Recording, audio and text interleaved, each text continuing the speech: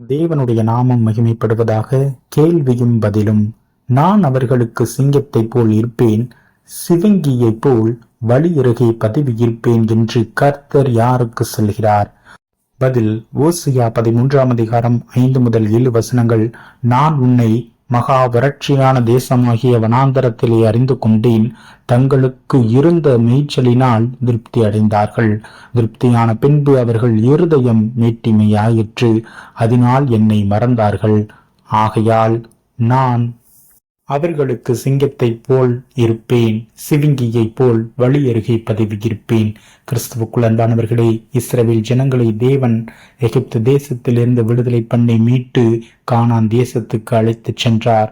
அப்பொழுது அவர்கள் திருப்தி அடைந்ததினால் தேவனை மறந்து அவர்களுடைய இருதயத்தில் மேன்மை பாராட்டினார்கள்.